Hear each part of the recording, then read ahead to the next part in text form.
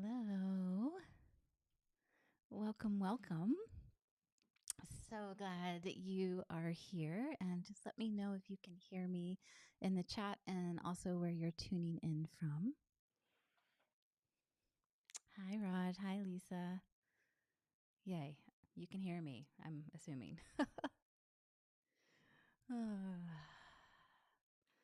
Happy Wednesday. I'm just going to wait a couple moments as folks join in. And I'd love to hear where you're tuning in from.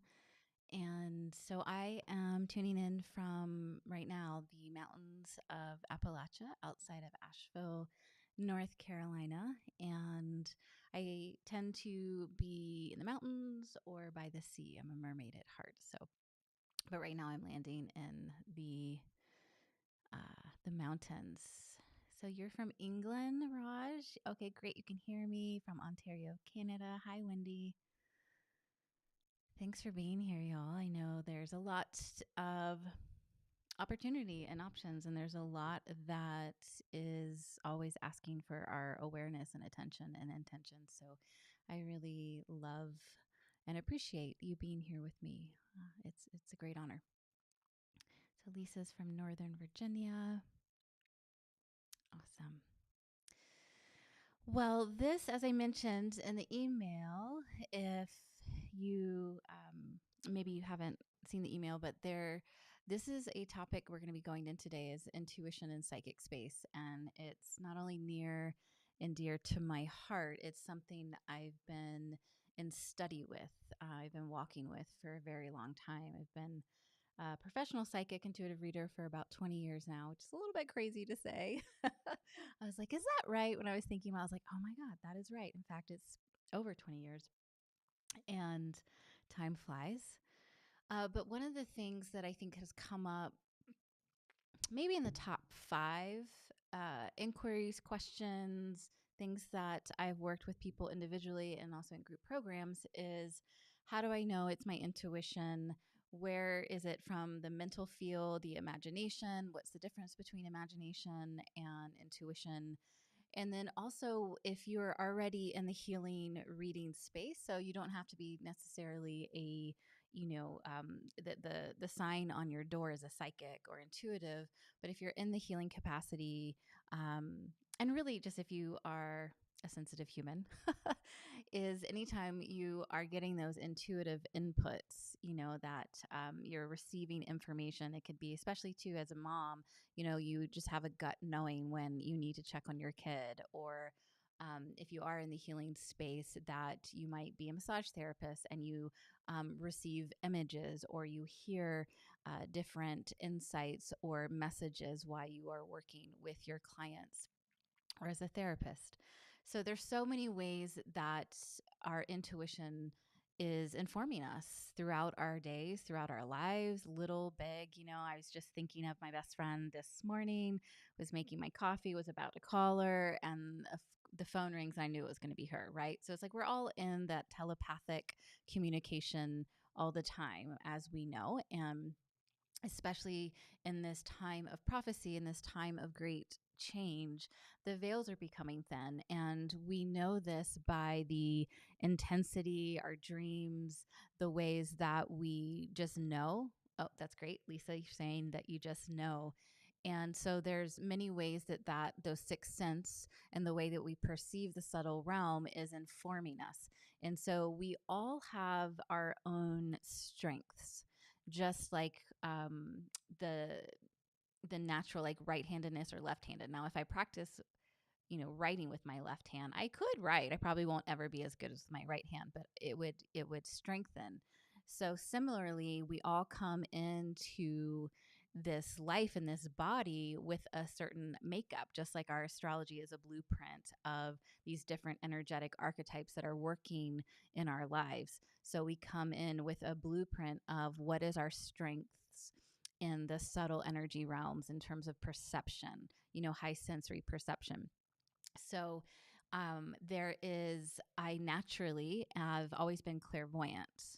And when I went to psychic school, which was super fun and necessary, I went because I was seeing, as especially as a child, I was just seeing ghosts all the time. I was getting waking up, getting messages, and it was very disturbing. I also wasn't really in a family, though I had a loving family. They weren't in tune with that realm, and so there was a lot of um,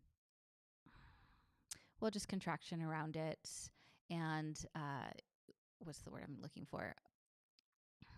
Oh gosh, what is that word? Neuroses, not neuroses, but it was more of considered a psychosis than an intuition, So I, in my 20s, early 20s, I went to psychic school more because I wanted to learn tools to how to manage what I was receiving all the time. And I was already in the healing arts at that point as a massage therapist and a yoga teacher, and was already studying energy medicine. So I went to a pretty intensive psychic school, and it was so insightful and necessary for me, and refining knowing where my intuition is tuning in and where is it also off. So today we are going into the the inquiry, the curiosity of when you get your intuitive hits, so to speak. So that could be, you could know that you are more clairvoyant, so you get these images. You could be clairaudient, and so that you hear. You could be the clairsentient, and you just have clear cognition, like you just know something, right? Just like Lisa was just saying. And and we develop the again, like I was saying, I was more clairvoyant starting out with, but I developed clear cognizant. I have a very clear knowing sense now. I've always also been clairaudient, so you have your strengths, and then you develop the other senses by practice and by effort. So let me pause. There's so much to say about this, so I can get like so, what we want to do is to slow down and see, where is our intuition and psychic knowing coming from. And what I mean by that is, when we are, running around our day and we might get a like intuitive hit about something. If we don't slow down and see where is the bulk of our energy resting in the moment, then that intuition is just naturally colored with that, the energy center where most of our consciousness is residing. So, for example, if it's like those times where we think we're getting the download and it's the intuitive hit, and then we find out that maybe that was like 70% accurate or 60% accurate. And it's because it's mixed in with the personality, it's mixed in with, let's say, the third chakra. So if I am really emotionally invested in a certain situation, and and this can get tricky for us that are intuitives and sensitives, and we trust our intuition so much of the time. But when we are emotionally invested, especially within our own lives, I always say it's way harder to read something or someone that you're very close to than a stranger. And that's going to color. So basically, I'm reading an intuitive hit from my third chakra if I am emotionally triggered, emotionally charged, emotionally invested. So my third chakra, it doesn't mean that intuition is wrong. It's just really good and wise to know, okay, the neutrality of intuition, which really all intuition, like at its highest, purest form, is neutral, right? So intuition means direct, immediate insight, cognition, things, and it goes further back to look at, to consider, and it's from a very neutral place. So anytime that that drops from more of the third eye to crown region, then you know that it's the percentage of accuracy, first of all, is going to go down, and it's also going to be colored by the emotional charge, or it could be, it could be around survival, like when we are in inquiry and question about our finances, about moving, like things that really are our family, that are really like rooted into deep into our lower triangle of energy centers, our lower base centers. That is going to be colored by it unless we practice, slow down, notice, like, okay, my base center is really activated in this inquiry. So even though I think I have the like clarity, I feel it in my body. I have this like clear image that comes in, if I haven't run my energy and I know that I'm sitting in the place of neutrality, then that intuition, that knowing is, again, it is influenced by my base chakra or influenced by my third chakra. Similarly, a lot of times, especially when we are empaths and, we feel so deeply and we care so deeply, and it's can sometimes be a misconception of we just need to sit in the heart, and then through the heart we're going to know, right? And there is truth to that, of course, like in our own, and I talk about this, in our higher heart and the divine rest in our heart, and that's true. So I'm not saying that you don't trust your heart, but when we are in a place of personality more or attachment, again, the best, easiest way to know where you're at is, are you neutral? Right. And so when we are really feeling, like right now, a dear friend is going through a lot right now. And my partner asks, like, well, what do you see about it?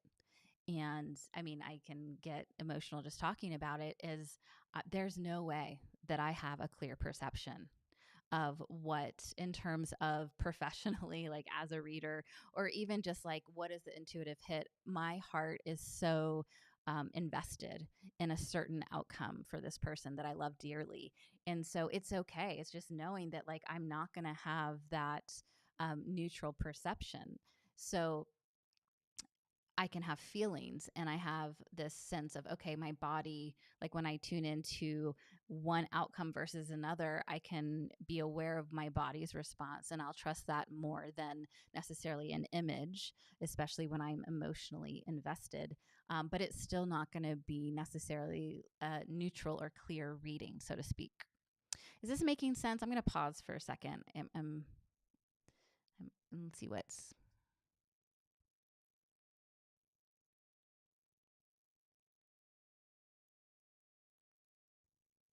Okay, so Lisa shares that if you're emotionally connected, you can. Okay, I get what you're saying. Okay, so when, like, Lisa is confirming, and I think we've all had that experience, when we are emotionally connected, it's just, it's fuzzy. It's why, we all go have our readers. Like, I have a reader that I trust immensely. And there's times where I'm like, you know what? There's no way that I'm going to have the clearest perception on this. So, that being said, so when I was at psychic school, going back to that, is we would be in the reading room together. And it was so helpful because, I mean, oh my gosh, how many readings that I did. And also the way that we were set up. So there'd be like 4 or 5 of us in a room reading one person. And one of the things the teachers in the room would just get it, of where it's like, okay, Caroline, you're reading from your heart. Okay, you just drop down and have matching pictures. You have this resonance with this person. It's showing up. You're reading from your sacral chakra. And so I got trained and to be able to see, where am I sitting in my intuitive knowing? And I think it's the reason that this topic's coming up for me now is it's so important. We get so much information and frequency and all the time into our field. And we don't have much time for, or we don't create necessarily, because life is very full and all the things, to know and to slow down and manage our energy system. And so all of a sudden we have this intuitive hit, or we're getting the download. And I see this a lot on Instagram. It's just like the constant, like, oh, I got this download, I'm going to share it. And I'm not saying that those aren't true, but it's colored with our perception, right? It's colored with our blind spots. And so when we are making big decisions, or um, the small decisions that then lead up and create the quality of our lives, right? The small decisions we make every day, those are actually more important sometimes than the big, like, am I moving? Am I leaving the relationship? It's like how we show up every day. And so it's so vital to be able to manage and create a deep relationship with your energy body, and to be able to, at any given moment, like, pause, stop. Okay, where's the bulk of my energy right now? And the more you can train yourself, it's like, oh, here I am. Okay, the bulk of my energy is in my heart. Okay, I'm going to like take a couple breaths. It's really very simple. You could be in the grocery store, driving, using your breath to massage, to enliven the chakra system on the Sushumna, getting things in balance. And of course, there's always more to balance, but you can get it in more equilibrium than you were a moment before simply by awareness, by presence. And so, especially when, if we spend a lot of time on the computer or if we are emotionally triggered and charged by things we see on the internet, on social media, our energy leaps into that technology space. So all of a sudden, we don't have full presence here. So we're getting all this information. We might think that, okay, the insight comes, here's this going on, blah blah blah, but it's like we weren't in a place of neutrality, right? It just triggered something in our own system, and now we have like the greatest idea of our lives and on this plan, and then that's like most of the time when something like that happens, it falls short, right? Where we've all had that experience where, okay, for example, I was walking my dog the other day and and it is where I get a lot of ideas and clarity. But I was thinking about something that, again, I wasn't neutral about. And I had this like idea of like, oh, that's what we should do. Maybe do this, maybe do that. And again, like, so the mental body was really activated. And I caught myself, I came home and told my sweetie, I was like, oh, because I used the language, right? I said, oh, I got this download about X, Y, and Z. And it was like, actually, I had an idea about X, Y, and Z. And I think that is a really important distinction. We can have ideas all day long, and it doesn't mean that they won't work and they're bad, but it's very different than we uh, genuinely receive a download from within, without, into, from our soul light, from the response, the relationship to the quantum field, right? So that true intuition and true download, I'm using that word because it's up in the field a lot and I see it all the time on social media, is it really is very special. And I don't believe it happens as often as we think it does. Again, because we're in the mental creation. We're in this higher, even from the higher mental field and the higher mental planes, we're getting these ideas and their creativity and this and that. And that's beautiful. And those are thoughts. And those are beautiful thoughts. And those thoughts can create a pathway once you follow it into synchronicities, into intuitive guidance and intuitive knowing about something, right? But that's the origin of it is a thought. Is not necessarily the download from your soul. Does this make sense? Do you understand the distinction? And I'd love to hear, in the chat if any of you have, or like, oh, I totally get that. I was like, okay, here's like the intuitive download from my soul, and this is what's happening. And then realizing like a day or so later, like once you let it settle, it's like, oh, okay, that was an inspired thought. But once I tracked it long enough, once I let it go through my whole system, through the right brain, left brain, intuitive self, but also the practical self, it actually doesn't land. Right. And yeah, so that's partly what we're up to today. We're going to see like where is your energy residing in your intuitive space, in your psychic space, and how you can use really simple tools to be able to come to neutrality. So when, especially if you are a healer, if you're a reader, if you really are cultivating a deep relationship with your intuition, you can refine that place of accuracy for yourself, for your family, for your community, and for your clients. I'm going to pause here before we go into it. Is any questions or insights?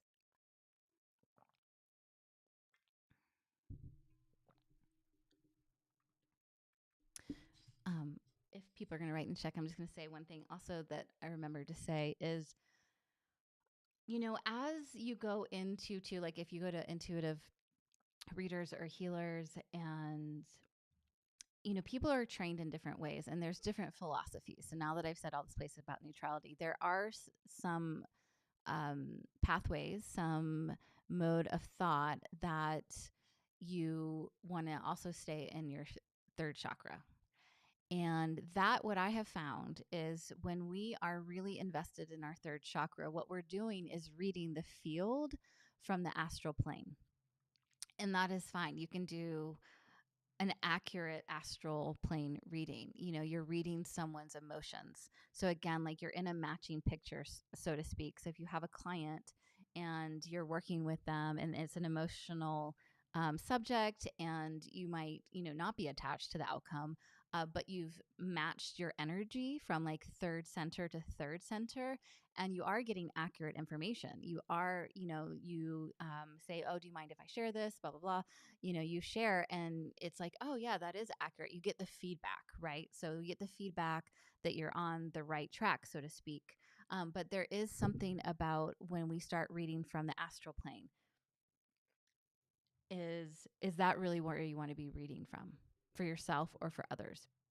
So the astral plane is going to have a lot of information in it, but it will be astral information. And so when you are really coming from a different place of soul embodiment, soul evolution, soul awakening, from a place of a higher frequency, it's like the elevator going up in a building, right? You can get off on the third floor, have a view. It doesn't mean that view is not beautiful. It doesn't mean that there's not like reality, like real energy, real experiences to be had on the third floor.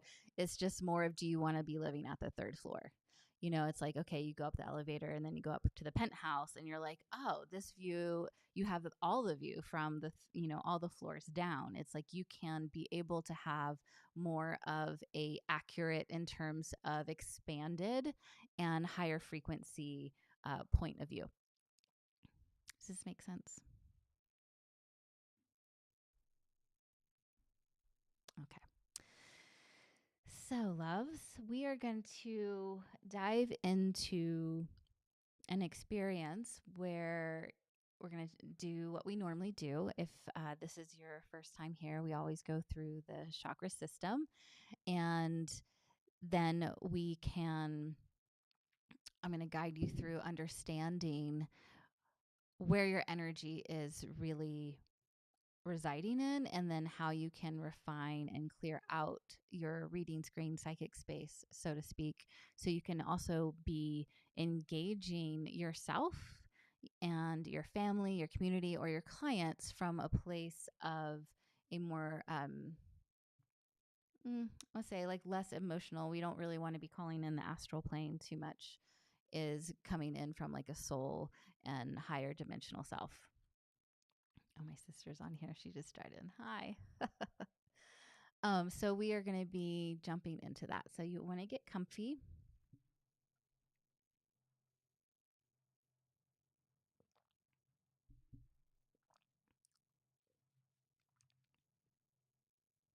So as always, you want to be able to have your spine nice and straight. So you can be on the floor if you don't feel like you're going to fall asleep. You can put a pillow under your knees, but you want to make sure that your spine is nice and straight. So you don't want to put a pillow that will crunch the energy that's going from the fourth center up into the fifth center. You can rest your body against the wall or a chair. And we will begin.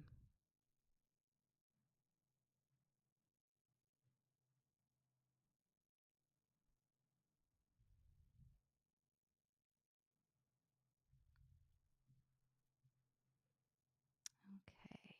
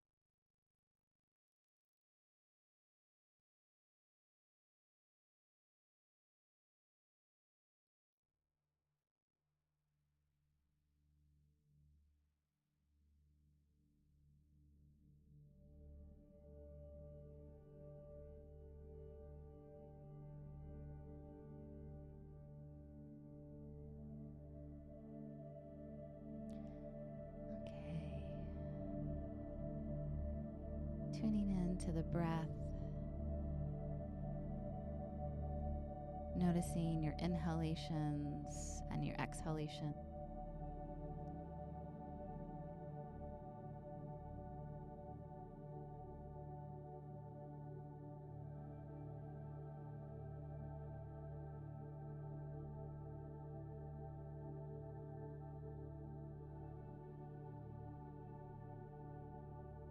Becoming curious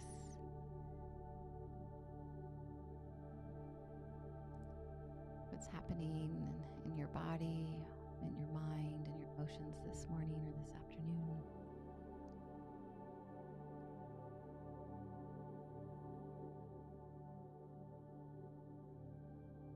Inviting the breath to become deeper, reaching all the way down into the belly, into the pelvic floor.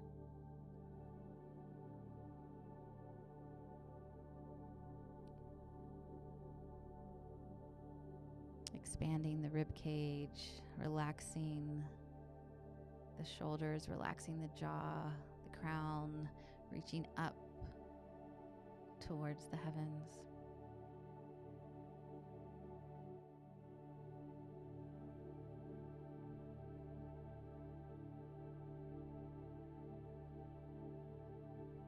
And relax.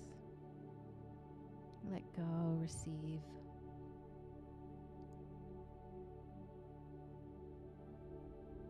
Feeling the weight of your body on the chair or the floor, being supported by the earth underneath you.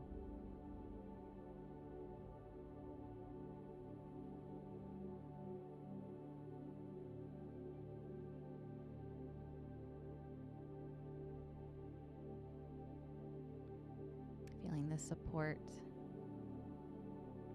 of the unseen realms, those beings of love and light that support you throughout your life and in this moment.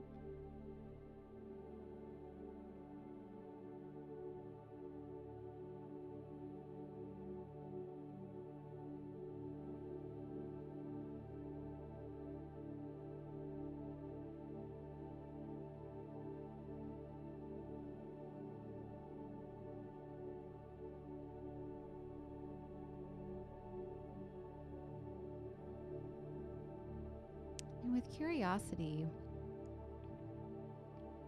trusting what the first intuition that you have is, where's the bulk of your consciousness, your awareness today, in this moment? Do you feel it in your belly, in your heart, or maybe it's in your head? And just notice what you notice.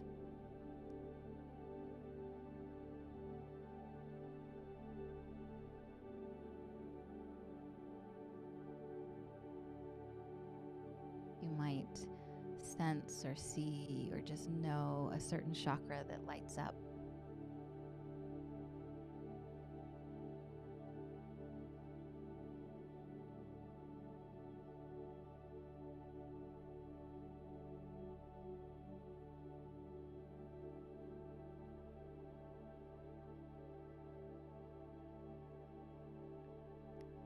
And taking the next few rounds of breath,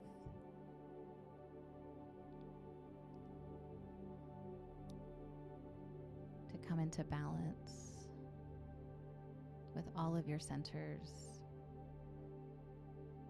resting right along the spinal column, energetic central channel. Goes from the base of the spine all the way to the top of the head.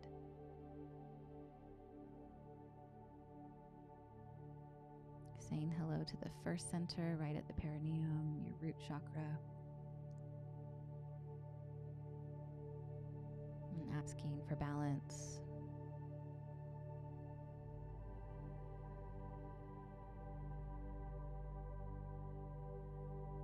And moving up into the sacral space, your second chakra, your reproductive organs, your womb center. Saying hello to that center. and asking for balance.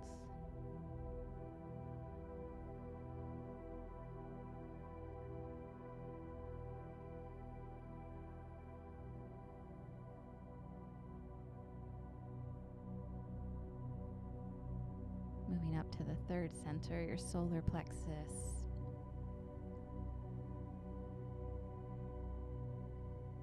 How we digest life.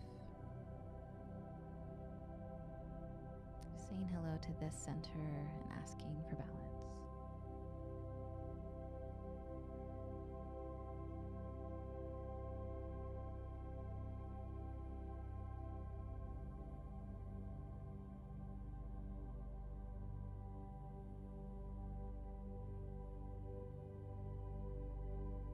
Moving up to the fourth center, the fourth chakra, right in the center of your chest, your sacred heart. Again, just notice what you notice, saying hello to this energy space.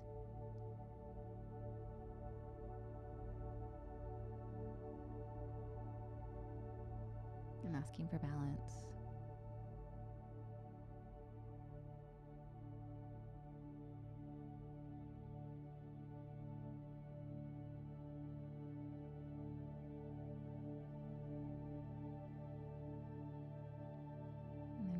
To your throat center. Notice what you notice.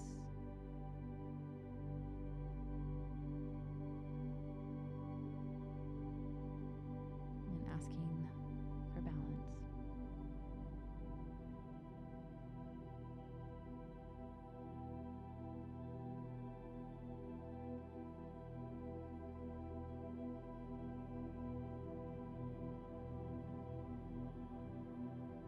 Moving up to the third eye, the point between the eyebrows.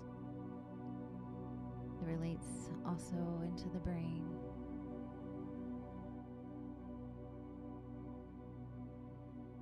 What you notice, does it feel full?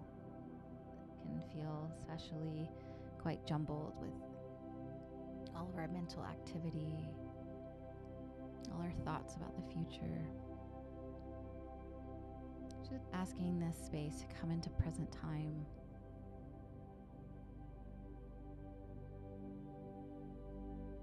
To come into balance.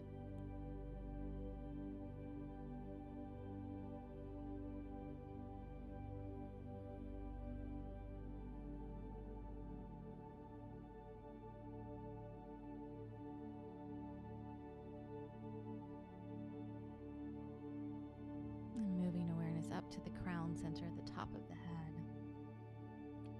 Noticing what you notice, how open does the crown feel? Do you feel like you're wearing like a swimming cap? Just asking for the petals on the top of the head, the crown center, to unfold, unfurl.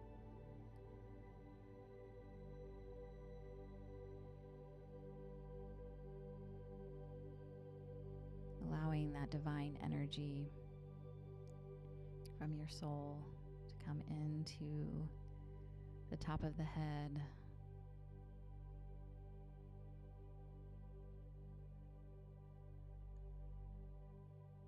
Trickling down into your brain, to the brain stem.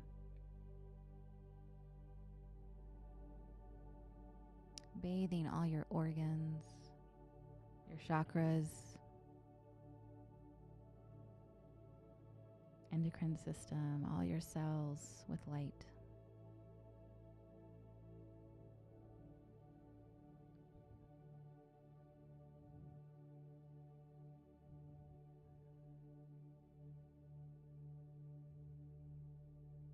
Seeing if there's a way that you can relax just a little bit more to receive this golden frequency,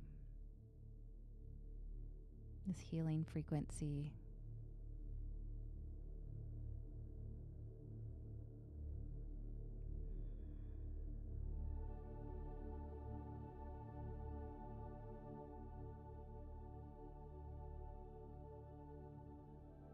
And relax.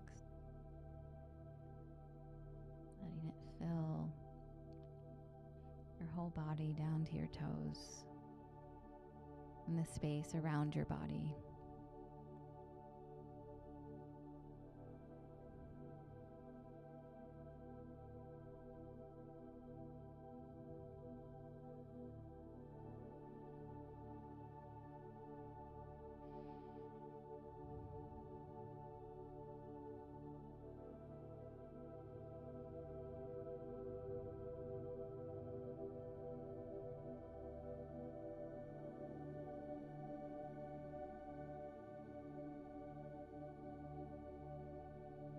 Relax and receive.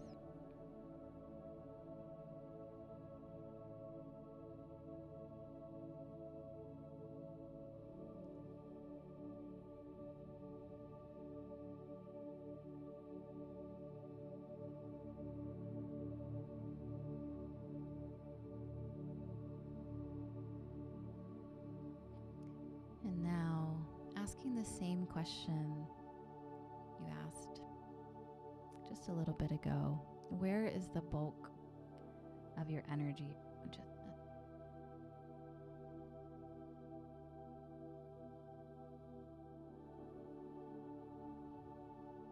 Where is your presence landing in your field? Without judgment, just comparing the two. Becoming curious.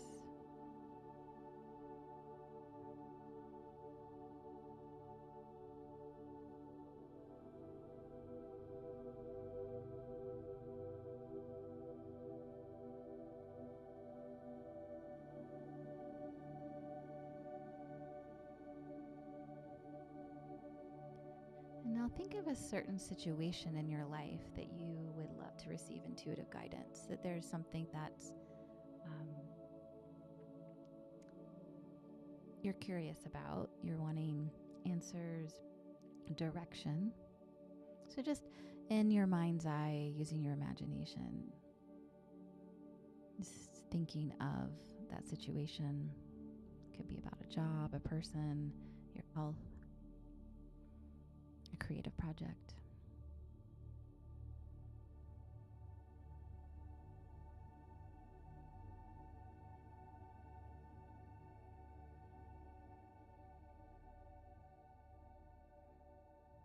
And once you have that situation, you can really feel it in present time.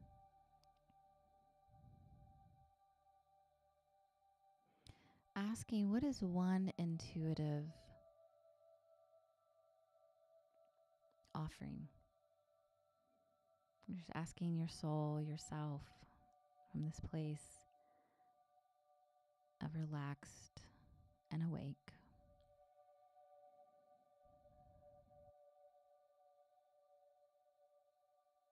And notice what happens in your energy system. For example, you might feel a tug at your heart or your belly.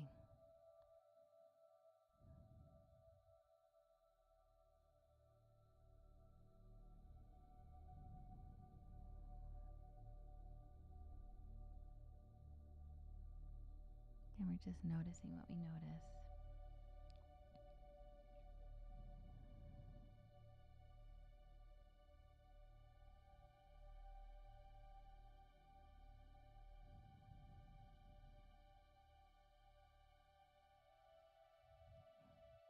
And you're going to allow that offering to subside.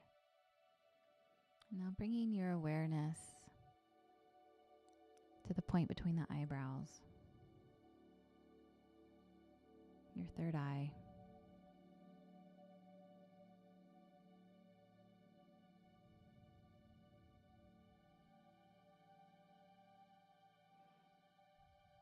And while keeping your awareness at this place of insight and vision, the third eye,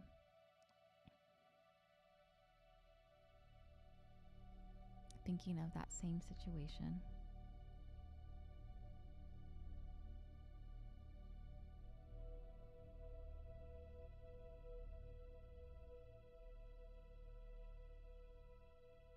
And then asking for an intuitive insight, while keeping your awareness also at the point between the eyebrows.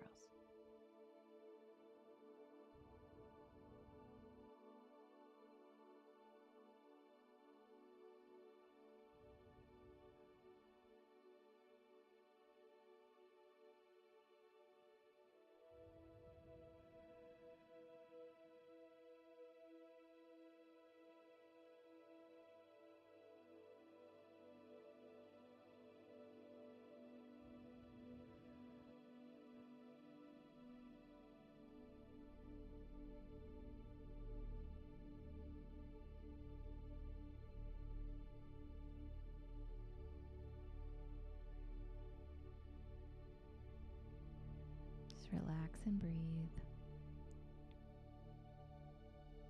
Just still holding the vision, the inquiry of the situation, asking for an intuitive guidance while resting awareness at the point between the eyebrows.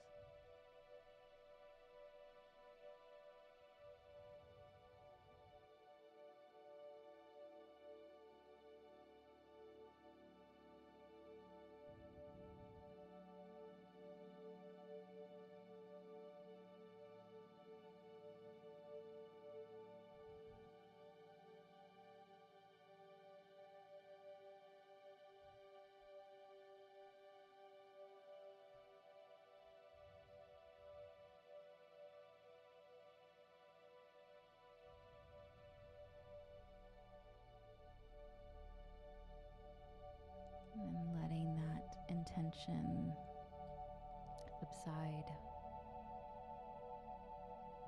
tuning back into your breath as it moves up and down your central channel, the column of light from the base of the spine to the top of the head.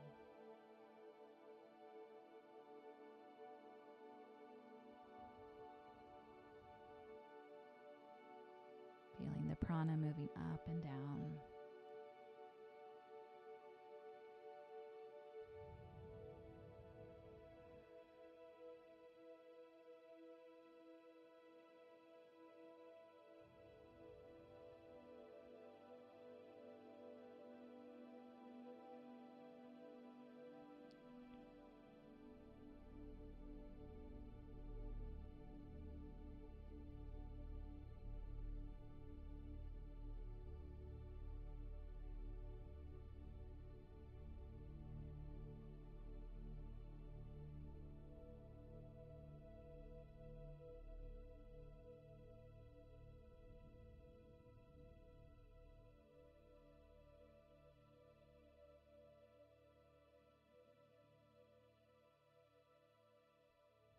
And letting that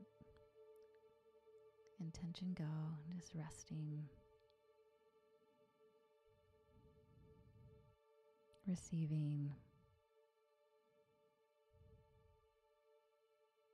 relaxing.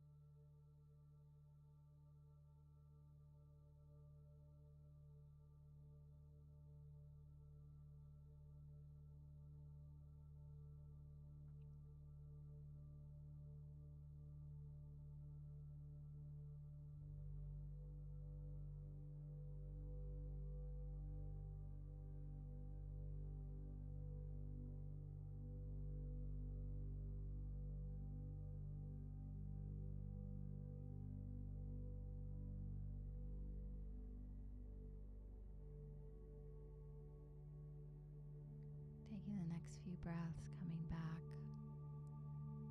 to your body, back to the space. Beginning noticing your fingers and toes.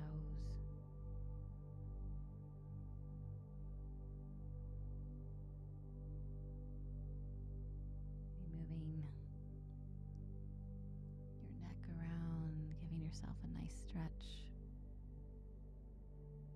returning all the way back to the world of the senses, back to 3D.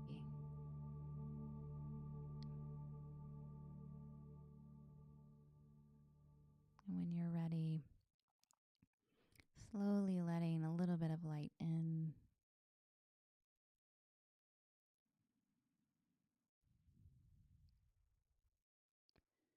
And coming back to the room and opening your eyes completely when you're ready.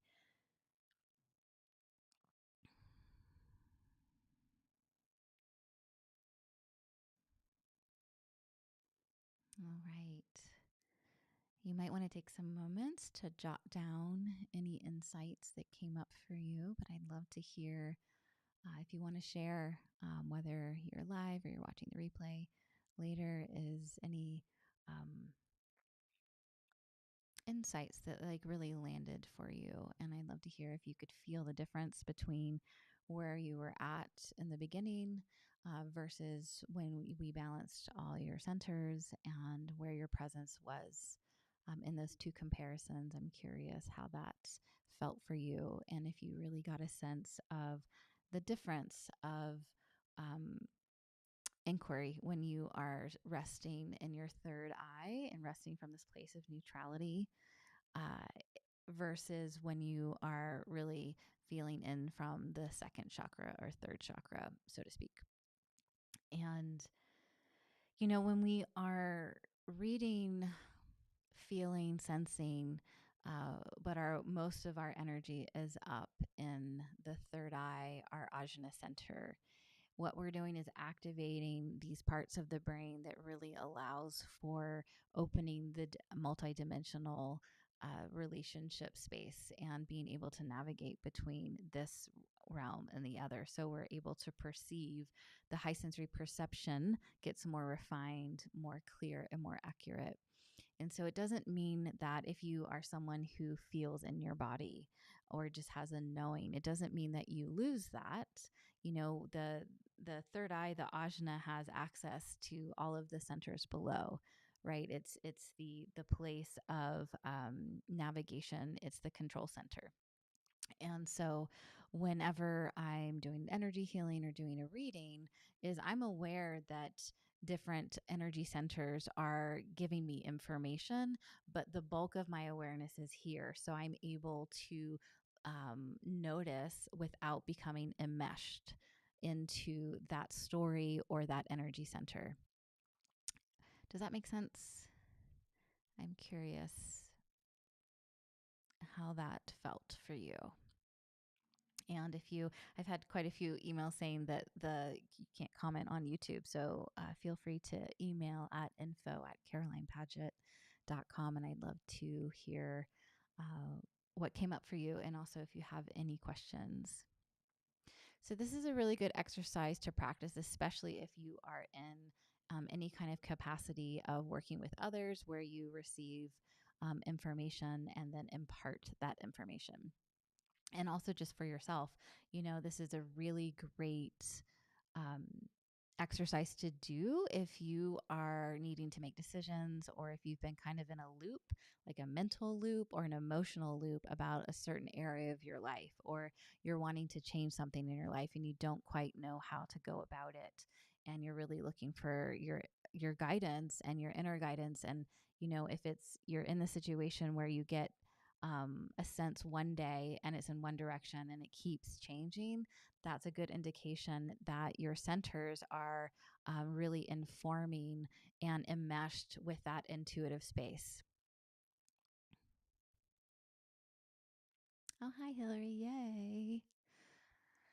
So, Hillary, this makes so much sense. Any thoughts on waking up after dreaming in an emotionally charged space? Yeah. So, if I'm hearing you correctly, you've had an intense dream and it like jolts you, like your amygdala, you're in that emotional response, like your body is having a lived experience, right? So like our brain doesn't know what is this reality and what's not. So some of those dreams can feel in our nervous system so real. Is that what you mean? Any thoughts waking up dreaming and emotionally? Well, the first thing that I would say is writing down the dream in first person, right? So instead of saying I had a dream about X, Y, and Z, like put yourself back into whatever the situation was, and let the because there's a message there, right? And there is a charge because there's something that's also energetically hooking into a I'll say matching pictures, but an energetic response. Okay, hard to balance. Okay, so yes. So, one of those things I first would say, again, to write it down, but then put yourself on the earth, go for a walk, and just get some space from the experience. I think it's harder to know, like, and to discharge right away when we've had an intense dream like that. And so get some space. That's why it's really good to write it down first so you can come back to it, but from a more neutral space. Take a walk, be able to let it discharge. It's similar, right? So your nervous system had a real experience, like you were really in XYZ dream in terms of what your nervous system is relating to. And so, just like in this 3D reality, when we are in a fight or flight situation, not the best time to have a neutral perspective, right? We're in fight or flight. The survival primal brain is activated and necessary for that experience. So, we always, whether it's in dream space or this 3D space, we want to give it time, and we want to be able to come back to a regulated place before we're able to really mine the gold out of it. Like what's it asking of you? What's the insight? And that's why I think writing it down is so helpful, because once you, especially in first person, then you can like have like, oh, okay, shoots, dang, that was actually representing X, Y, and Z. Oh shit, that's still like playing a part in my psyche. And because your conscious mind, right, is the 5%, and your subconscious mind is the 95% that drives our life, drives our experience.